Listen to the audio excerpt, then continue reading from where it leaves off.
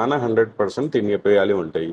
దానాలో ఏమున్నది మన దగ్గర దొరికేది, ఈజీగా దొరికేది పత్తి చెక్క, కంది చున్ని, గోధుమల పొట్టు. ఓకే.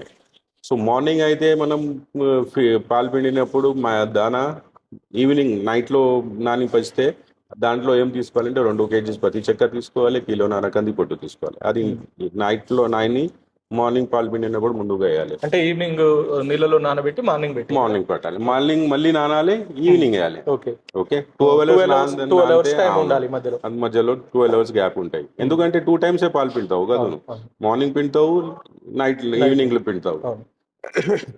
ఆ దానికి మార్నింగ్ 4 ఇంకా గోధుమల పొట్టు పైన నుంచి పౌడర్ వేసేయాలి.